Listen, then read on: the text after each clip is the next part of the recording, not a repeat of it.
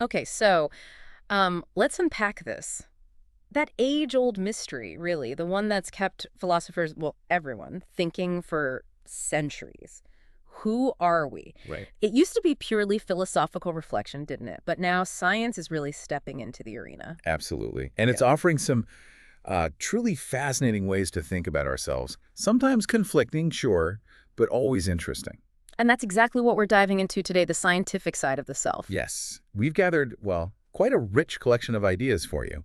We're drawing from philosophy, of course, Hmm. figures like Ayer, Taylor, Plato, Descartes, Mill, Confucius, Nietzsche, A real lineup. and also psychoanalysis, bringing in Fanon. It's a diverse set, definitely. And, sometimes challenging because they all come at it from slightly different angles. Right, different perspectives. So our goal today, our mission, if you like, is to navigate these ideas, some of which can seem pretty complex. Mm-hmm. We want to pull out the key scientific viewpoints on what this self thing actually is, make it accessible, you Yeah, know? highlight the contrasts, the debates. Exactly. And maybe spark some new thoughts for you about, well, you. So let's kick things off with cognitive science. How does it approach this? Okay. So, from a cognitive science view, the self isn't some fixed, static entity. It's seen more as something that emerges It emerges from what? from the ongoing processes of our minds. Yeah. Thinking, perceiving, remembering, all that mental activity. And cognitive science often makes this distinction, right, between the minimal self and the narrative self. That's a really useful distinction, yes. The minimal self is like the most basic sense of being. The I. The I. The immediate feeling of being the one having the experience. Right now, it's like the anchor point of awareness. Okay, that basic sense of ownership. Precisely. That immediate feeling, this thought is mine, this feeling is mine. But then you have the narrative self. And that's more like the story. Exactly. That's where our memories, our past experiences, our hopes and plans for the future all get woven together. Into a story about who we are. It's the ongoing story we tell ourselves, linking things together, trying to make it feel like a coherent identity over time. And what's really interesting there is it's not just a passive recording, is it? Like watching a movie of your life. No, not at all. It's much more active. The way we frame things, the memories we focus on, the ones we maybe downplay, that actively shapes who we feel we are now. That's a crucial point. It's like we're constantly editing and co-authoring our own autobiography, in a sense. Which connects nicely to Charles Taylor's idea, doesn't it? About being true to myself. It really does. Yeah. Taylor argued that being true to yourself isn't about fitting some external mold. Right. It's about being true to your own unique originality. And that's something only you can articulate and discover. Through defining yourself, Right. through crafting that narrative. Exactly. Through that ongoing process of self-definition. Okay, fascinating. So that's cognitive science. But there are other scientific lenses we can use to look at personhood. Oh, definitely. Different levels of explanation. Let's explore some of those. What about the biological view? Right, the biological or biochemical perspective. This one really grounds the self in the physical body. The brain, mostly. The brain, yeah, and it's incredibly complex neurochemistry. From this viewpoint, our thoughts, feelings, or sense of identity, it all arises from these biological processes. That feels quite intuitive, you know? We see how brain injuries or chemical imbalances can drastically change a person. It does make a lot of sense on one level, but then you have views that try to go even more fundamental, the reductive view. Reductive, meaning breaking it down. Exactly, trying to explain personhood by breaking it down into its smallest components, atoms maybe, or neural firings. The ultimate building blocks. The idea being, if we understand those fundamental parts and how they interact perfectly, we can explain the whole system, including the self. This reminds me a bit of A.J. Ayer's philosophy, his focus on sense experience. There's a parallel, yes.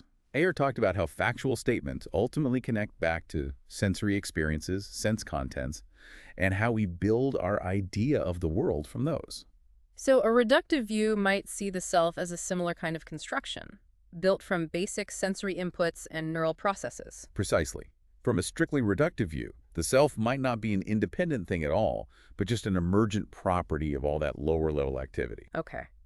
And then there's a completely different angle, the teleological one. Right. That's all about purpose. Goals, drives. Exactly.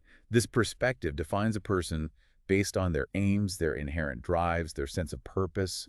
What are you striving for? What gives your life meaning? That's the core of the self, teleologically speaking. Nietzsche comes to mind here. His idea about the will needing a goal. Absolutely. Nietzsche's point that the human will needs a goal, so much so that it would rather will nothingness than not will at all. It suggests that this striving, this purpose, is just fundamental to being human. It really emphasizes that active, goal-directed nature as key to our identity. But, this brings up a big question. Which is? Can any one of these explanations, biological, reductive, teleological, actually capture the whole picture? The sheer complexity of being a person. Right. It feels like each one gives us valuable insights, but maybe none of them alone is sufficient. They all seem to have, perhaps, limitations. Okay, so we've touched on cognitive science, biology, different philosophical tastes on personhood. Let's shift focus a bit to neuroscience specifically. What does brain science add to the mix? Well, neuroscience digs into the neural correlates of consciousness and cognition. Neural correlates, meaning the brain activity that happens when we experience something. Exactly. It tries to map out which brain processes underlie our subjective experiences. Memory, decision-making, self-awareness, all the things we associate with the self. So neuroscientists are trying to pinpoint this pattern of firing corresponds to remembering your breakfast, that network lights up when you feel agency, that sort of thing. That's the goal, yes.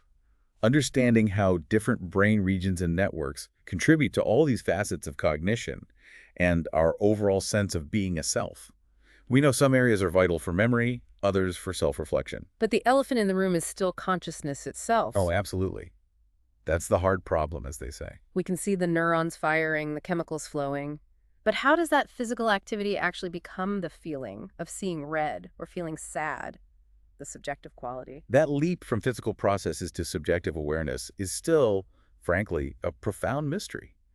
Neuroscience is making incredible progress, identifying the correlates the brain states that go along with consciousness. But not the mechanism, not the how. The precise mechanism. No, that's still very much debated and researched, how brain stuff becomes mind stuff. It's like knowing all the parts of a radio, but not quite grasping how the music emerges. Okay, this leads us directly into another really thorny issue.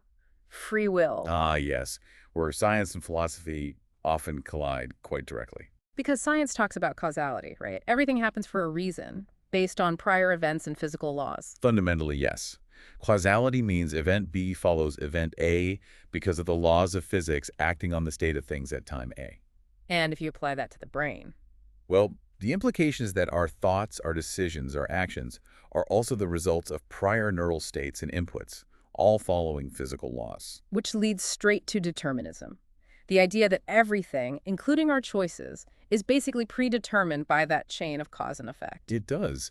Determinism suggests that given the initial conditions and the laws of nature, everything that happens, including you choosing tea over coffee this morning, was inevitable. Which feels deeply counterintuitive. Massively counterintuitive. Yeah. Our everyday experience screams that we make free choices. We deliberate, we weigh options, we feel like we are the conscious authors of our actions. Determinism says that feeling might just be an illusion, a byproduct of complex brain processes. That's the unsettling implication, yes. Yeah. That our powerful sense of agency might not reflect an ultimate freedom.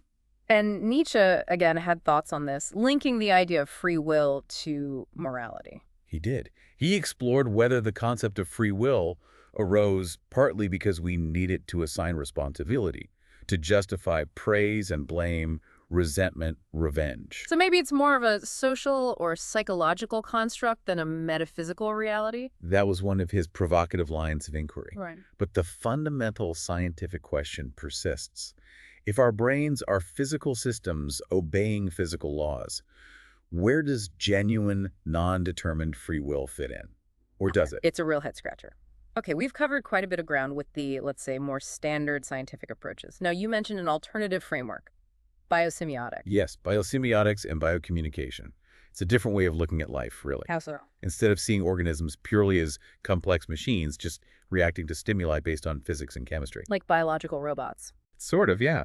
Biosemiotics views living things as active interpreters, as agents constantly making sense of their environment through signs and communication. Signs and communication. Like language. It can include language, but it's broader. Think of a cell responding to a chemical gradient, or an animal recognizing a predator scent. These are seen as acts of interpretation, of reading signs in the environment, meaning-making. So it's adding a layer of meaning or interpretation on top of just cause and effect. Exactly. It contrasts with purely mechanistic or reductive views by emphasizing that living systems are actively engaged in creating meaning.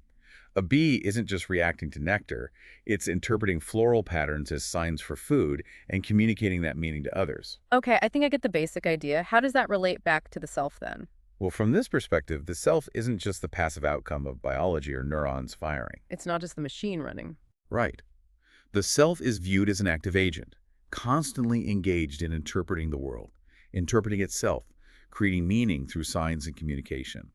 Our identity is actively constructed and maintained in this ongoing dialogue with the world. That sounds like it could connect with Fanon's work on language and identity. Absolutely. Fanon showed so powerfully how language, culture, the whole social world, which are fundamentally systems of signs and meanings, profoundly shape our sense of self, our identity, our experience. The way we are seen, the way we speak, the categories we use. All these semiotic interactions form us. It aligns very well with the biosemiotic idea that the self emerges and exists within this web of meaning-making.